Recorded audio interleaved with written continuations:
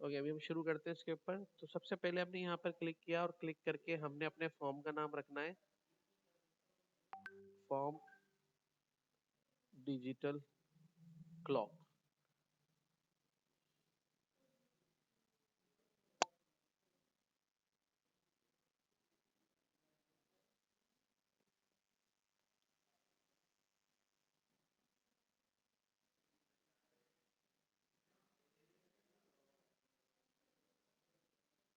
ठीक है, form digital clock रख के फॉर्म के ऊपर जो इसका टेक्स्ट प्रॉपर्टी है उसको जाके चेंज करेंगे। यहाँ पे लिखेंगे डिजिटल क्लॉक स्पेस क्लॉक।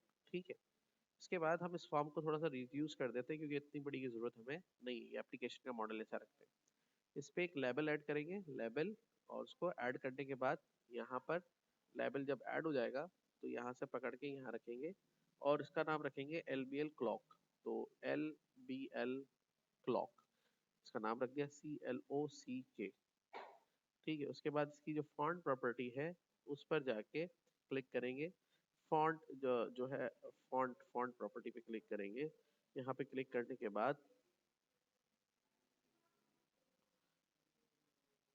36 का फॉन्ट ले लेंगे। ठीक है, और फॉन्ट कोई अच्छा सा ले लें।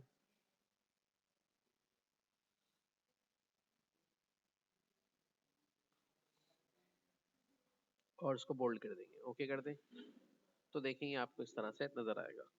और इसका जो टेक्स्ट प्रॉपर्टी है उसको हम क्या सेट कर लेंगे, इसकी जो add a label digit and font. ठीक है, टेक्स्ट पे फिलहाल भले यही लिखा रहे, इससे कोई फर्क नहीं पड़ता, जब चलेगी तो वो खुद ही चेंज हो जाएगा। अब एक टाइमर कंट्रोल ऐड करेंगे। टाइमर कैसे ऐड करते हैं, ये बड़ा विजुअल बेसिक का जबरदस्त फंक्शन है टाइमर, जो ऑटो एग्जीक्यूट करता है जितनी देर में आप चाहें। ऑटो एग्जीक्यूशन करता है। टाइमर पे डबल क्लिक करेंगे, टाइमर यहाँ ऐड नहीं होगा, टाइमर ऐड होगा नीचे इधर ट्रे के ऊपर। ठीक है, अब टाइमर में जो प्रॉपर्टीज हैं वो इसका इंटरवल प्रॉपर्टी है, मतलब ये टाइमर हर कितनी देर में एग्जीक्यूट होगा।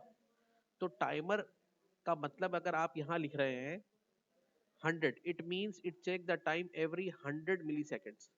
और अगर आप यहाँ लिखेंगे 1000, इसका मतलब हर एक सेकंड में होगा, हर एक सेकंड में एग्जीक्यूट होगा। तो इसका इंटरवल देखिए, क्लिक करेंगे तो इसकी प्रॉपर्टी नजर आएगी इंटरवल, और वो कितनी सेट हुई है 100 पर, यानी कि ये सेकंड के 100वें हिस्से में दोबारा से एग्जीक्यूट होगा। ठीक है, अगर आप इसको 1000 कर देंगे तो ये कितनी देर में एग्जीक्यूट होगा, हर एक सेकंड में एग्जीक्यूट होगा। तो इंटरवल प्रॉपर्टी को भी हमने किस पे रखना है, 100 पे। ठीक है, उसके बाद इनेबल प्रॉपर्टी कर देनी है ट्रू, यानी कि ये काम करे तो इसकी जो प्रॉपर्टी है इनेबल, वो बाय डिफॉल्ट क्या होती है, फॉल्स होती है। ठीक है ना, तो इसको आपने क्या कर देना है, यहाँ से क्लिक करके ट्रू, यानी कि ये काम करना शुरू हो जाएगा। जब हमारा प्रोग्राम चलेगा ये काम करना शुरू हो जाएगा और हर सेकंड के 100वें हिस्से में ये एग्जीक्यूट भी होना शुरू हो जाएगा। अब उसके बाद इसका आता है कोड व्यू के ऊपर। तो कोड में हमें क्या करना है, डबल क्लिक करना है टाइमर के आइकन पर, और ये खोलेगा टाइमर का एक इवेंट। कौन सा इवेंट खोलेगा, टिक इवेंट। तो ये कि हमने टाइमर के डबल क्लिक करके, तो टाइमर ने एक खोलना है कोड व्यू के अंदर इसका टिक इवेंट। कौन सा इवेंट खुला है, टाइमर 1_टिक। टाइमर 1 क्यों आया है, क्योंकि बाय डिफॉल्ट इसका नाम क्या था, टाइमर 1। अब यहाँ पे क्लिक करके इसके कोड व्यू में जब हम आ गए तो देखिए ये आपकी फॉर्म की क्लास है, ये एंड यहाँ पर हो रही है। ये इस टाइमर का इवेंट बना है टाइमर 1_टिक। टिक इवेंट, टिक का मतलब ये है एग्जीक्यूशन पॉइंट 100 है, तो टिक हर 100 सेकंड सेकंड के 100वें हिस्से में एक दफा टिक करेगा, एक दफा टिक करेगा। अगर 1000 हो जाएगा तो हर एक सेकंड में टिक करेगा, मतलब रन होगा। अब इस टिक इवेंट में जाके आपको क्या करना है, इस टिक इवेंट में जाके आपने करना यह है, यहाँ पे लिखना है लेबल टेक्स्ट की जो वैल्यू है, टेक्स्ट प्रॉपर्टी को चेंज करना है डेट टाइम फंक्शन के साथ, और उसको दिखाना है स्ट्रिंग में कुछ इस फॉर्मेट में, आवर्स, मिनट्स, सेकंड्स और टीटी। तो ये हम कोड जैसे ही उसके ऊपर जाके अपने टाइमर के टिक इवेंट पे लिखेंगे तो ये कोड आपको यहाँ पे दिखाई देगा। ये एक फंक्शन है डेट टाइम जो ऑटो डेट और टाइम को जनरेट करेगा नाउ फंक्शन के साथ, टू स्ट्रिंग करेंगे, और ये उसका फॉर्मेट हमने डिफाइन किया है कि अब क्या क्या चीज कैसे दिखानी है। उसके बाद आपने क्या जाना है, फॉर्म के लोड इवेंट पर।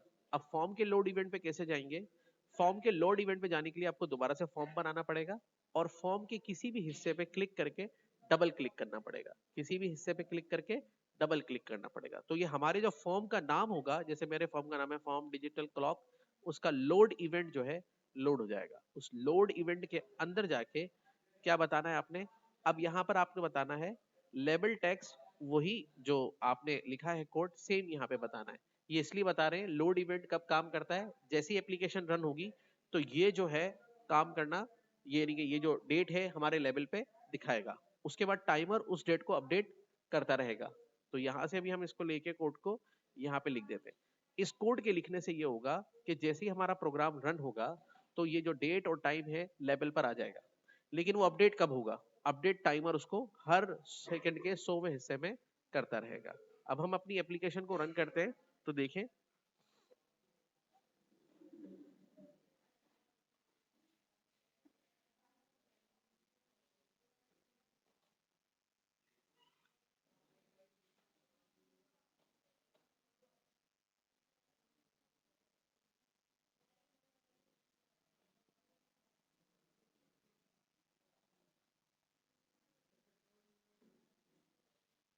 ये देखिए डिजिटल क्लॉक आपका बन गया। ठीक है, अब ये अपडेट कैसे हो रहा है, ये टाइमर के टिक इवेंट की वजह से हो रहा है। मैं आपको ये दिखाना चाह रहा हूँ, अगर मैं टाइमर के टिक इवेंट को यहाँ पर डिसेबल कर दूं थोड़ी देर के लिए, विजुअल बेसिक में कोड को डिसेबल करने के लिए 2 दफा सिंगल कोड लगाना होता है। अब ये कोड काम नहीं करेगा।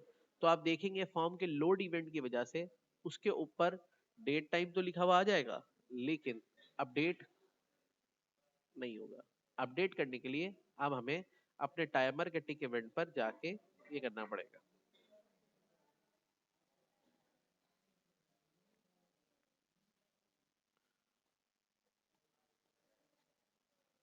ठीक है,